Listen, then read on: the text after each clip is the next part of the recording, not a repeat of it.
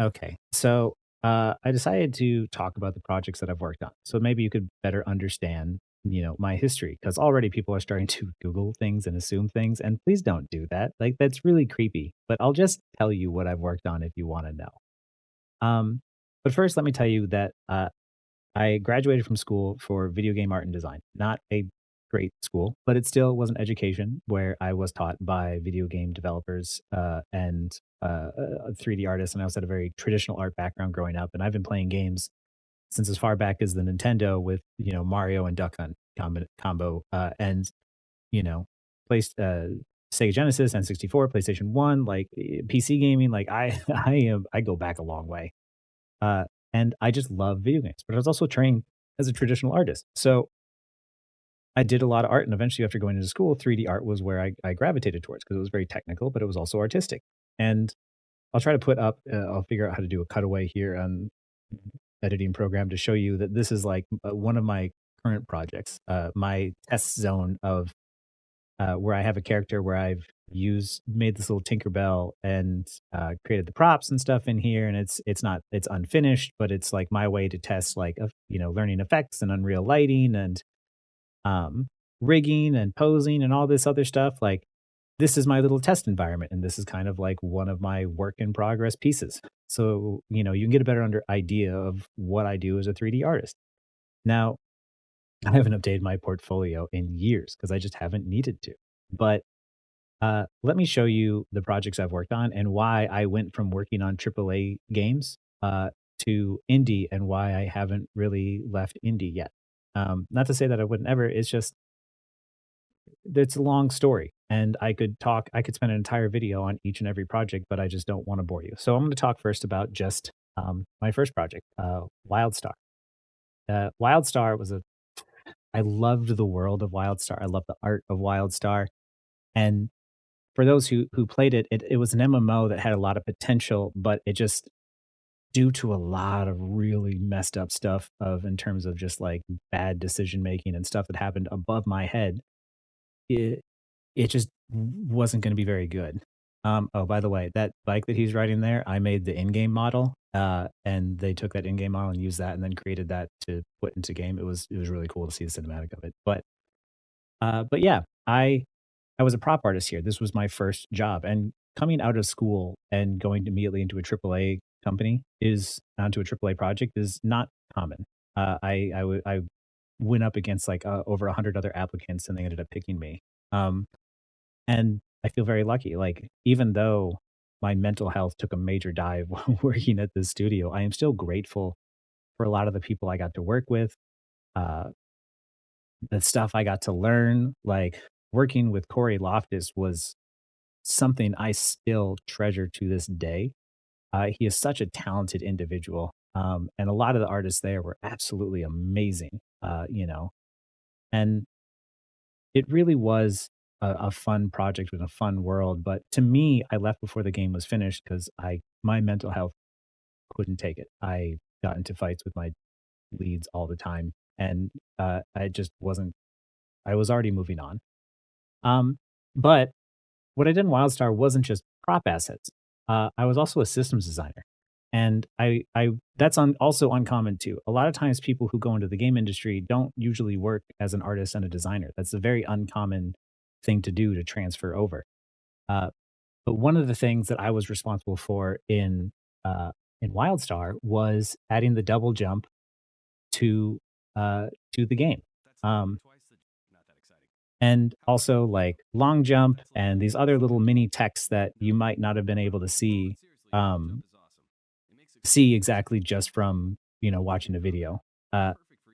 And so for a lot of you, I also added some monster abilities, and I did some tool design and worked with tool programmers. And like one of the things that was unique about me is that I created and prototyped a lot of the abilities myself on system design because you see, I didn't need um, I didn't need the help of artists, or I didn't need to wait on other people in order to prototype things because I could animate, I could 3D model, and it would be very rough around the edges.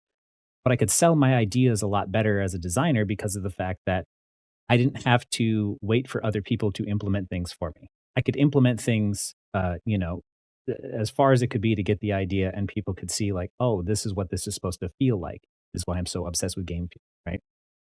And there's a lot of things that like in this game I really wanted to do more of. The movement was great, but it was unfinished to me. There was so much more I wanted to do. There's so much more about like adding exploration and platforming and stuff to MMOs that I wanted to do more of, but I left before the project was finished. Uh, Long story.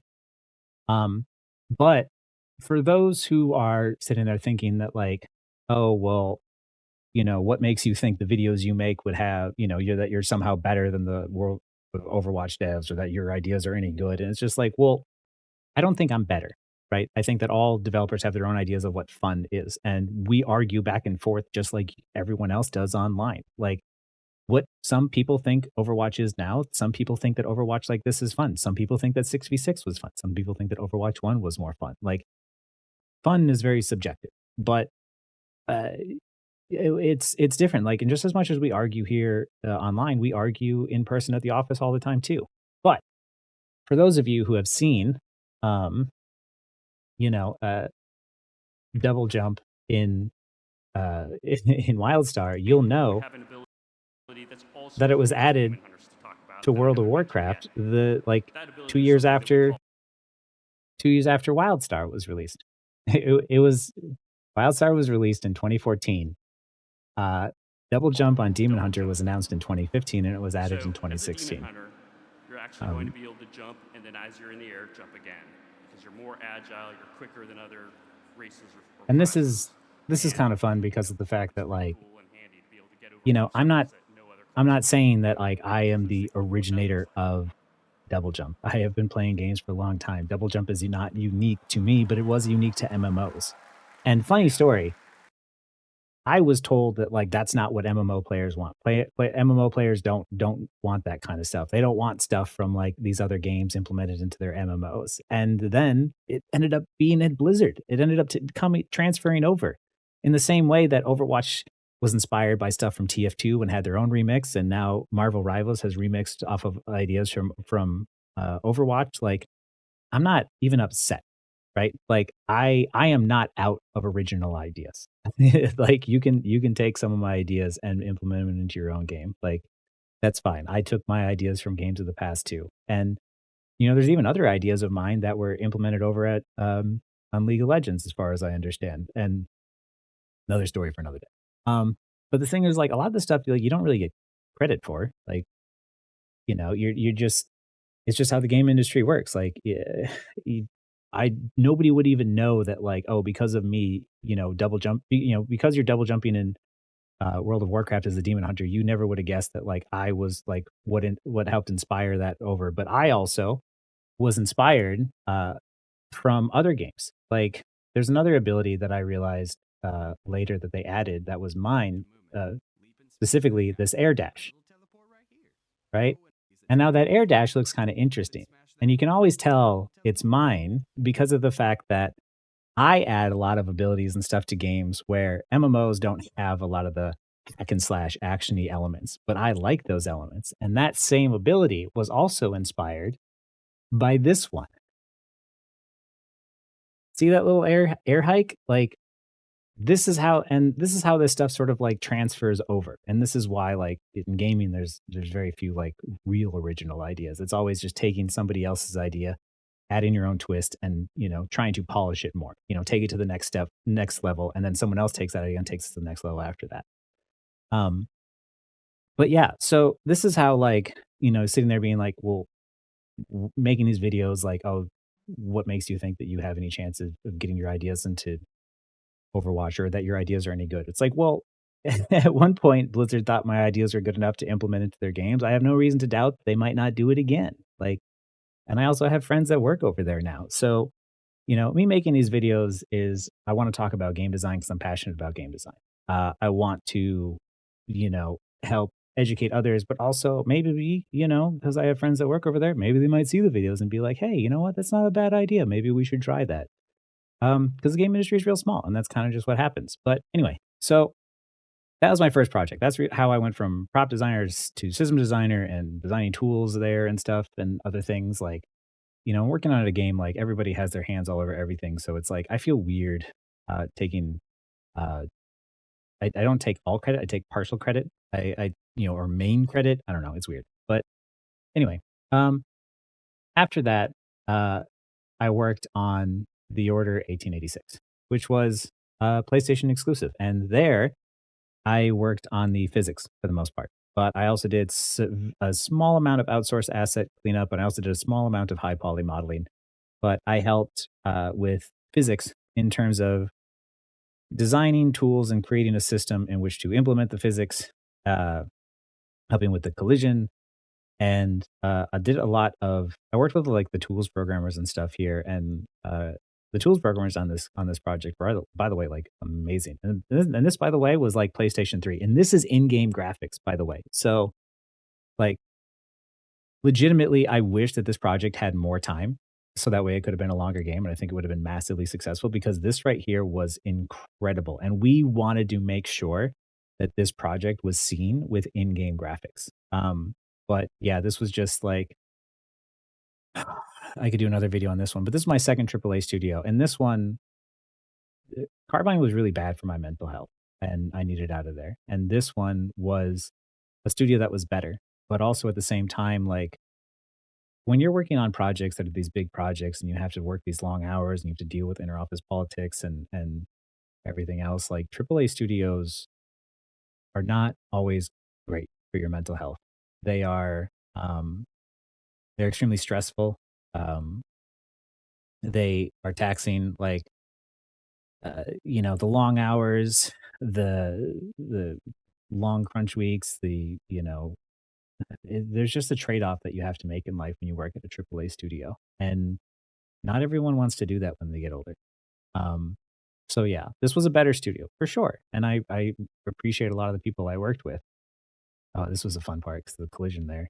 Um, but there's always a trade-off when you choose between working at a AAA studio versus an indie studio. And I value a lot of my time here, but like this project, like these last two projects had like Wildstar had like a team of like 200, 300 people at some point.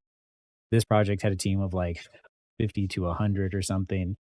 I'm trying to find the physics errors now as like time goes on. We always had to try to like work a lot with like the clipping like on his shoulders and stuff like that because this was still like work in progress. Um, but yeah, I've done a lot of different jobs in the industry, and it's not to say that it's because of the fact that I couldn't do the one job. I can do multiple jobs. That's the reason why I have the skills that I do is that they're like, "Oh, you know how to do art, but you also have an eye for design, but you're also having a way of coming up with creative ways to add tools or fix things." Like, I don't have a specialized portfolio like other people in the industry. I'm a very much like a jack of all trades. There's some things that I'm limited on though, like programming. I don't do programming. I can understand programmers, but I don't do programming. Um, I'm trying to, like, judge the janky, like, physics I might see during this, but, like, it actually turned out pretty good in the trailer. I remember there was one error, I couldn't remember ever seeing it, though. Like, I don't remember where it was. But, yeah, this is another project that I wish could have done more on, but also, like, when you're working on these projects and you're working on a big project and you're not confident of how it's going to turn out, it's hard to remain positive, right? It's hard to especially knowing that, like, layoffs are so common in the industry, job stability is not a thing, but it's very stressful. Um, and so for me, after this being my second AAA project, um, I got a job at an indie studio with the help of a friend. And that indie studio was going good. We were hitting deadlines for our investor, and then we were about to get approved. Everything was set in stone. All we had to do was like sign the papers. And then that day that we are supposed to sign the papers, suddenly the investor pulled funding. And they're like, we're not doing it. And everyone was just like, wait, what? And I lost my job and I needed to find another one. And I found another one with the help of a friend again. That's how the industry works. A lot of times you get the helps of friends. And I started working at an indie studio, which I'm still at now. And and I work on these little VR games now, these little indie VR games. And now, mind you, the projects that I worked on in the past, like I said, were like 100, 200 people. These projects are like 20 or less, right? Like, and the deadlines of them are much shorter. Like we are working on uh we are working within just like a year or two. And that's what we do. And the thing is like what's funny is that in terms of ratings based on fun, um this game was probably rated the highest. This one was mostly positive. The order wasn't rated super well.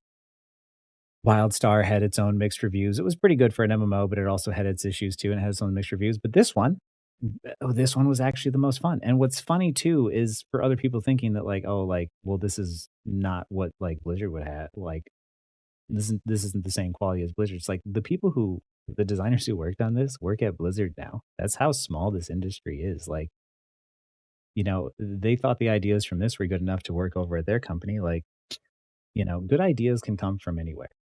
And uh and we can't limit ourselves in terms of saying like, well, it didn't come from other genres. It didn't come from, competitive games or whatnot. Like a lot of the abilities that people loved in WildStar that were, in an MMO where there was PvP and all this other stuff came from single player games. The single player games that I love. And that to me is the most amazing part about game design is pulling from other games, pulling from life experiences and implementing them all together to create something new.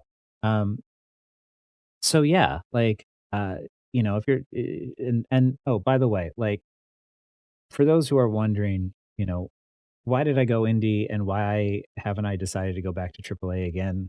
Um, at somewhere along the line after my first job, I got a dog, and suddenly my that dog made me go home every day. She made me go home at lunch at these jobs so I could take her out and I could take her for a walk and we could hang out and I'd have my lunch at home and I'd go back to work. And I would do that every day. I would skip lunch with my coworkers. I wouldn't hang out with them and I wouldn't work late hours because I'm like, I have a puppy at home. I can't stay super late. And she helped me maintain a better work life balance. And uh, what the indie studio did was help me have more freedom and better work life balance to be able to spend more time outside of work with her and more time with my friends and family. And I feel much more appreciated at my current job than I do and than I ever did at the AAA studios, despite the fact that like the features I made a lot of people really happy. There was somebody like, 8 years or something after, no, like 6 years or something after WildStar was released, where I bumped into, and he was just talking about this MMO that he loved that was called WildStar and how he loved double jumping around and exploring the world. I was like, "Oh, I made all those features that you love." Like, that was a really cool experience. But yeah, like, as time goes on, your priorities in life change. Who you are as a person changes, and back in the day, I would have defined success as working at one of those big studios on AAA titles and, having my name attached to those big companies. Um, but I wouldn't define success that way anymore. Success to me is having a good work-life balance, having maybe a little bit more freedom instead of money. And uh and I value different things in life now, which isn't to say I'm opposed to ever working in AAA again. It's just I have never applied back to another AAA studio since that last one.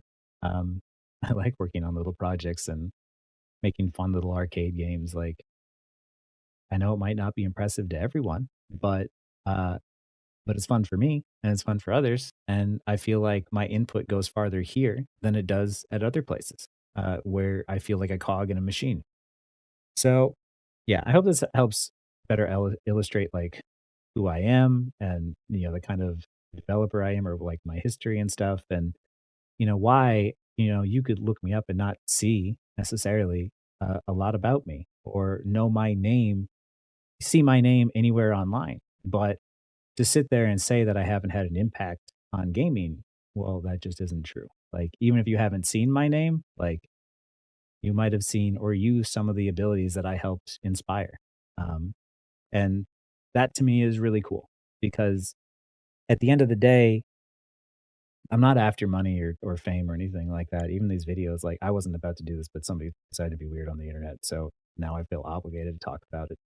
But I'm doing this because of the fact that I just love video games that much, and I just wanna see that games get better. I wanna see more fun games get made, and a lot of that, it comes from just pulling ideas from anywhere and being inspired and, maybe these ideas will help inspire other people at other studios as well, because ultimately that would be the goal. And, if I could hang out and have lunch with the Blizzard people and chat Overwatch, I absolutely would, like, just for fun. I think that'd be great. But yeah, and it's also not out of the realm of possibility. Like I said, I have friends that work there now. I have or over at Blizzard now, and even some on the Overwatch team. But yeah.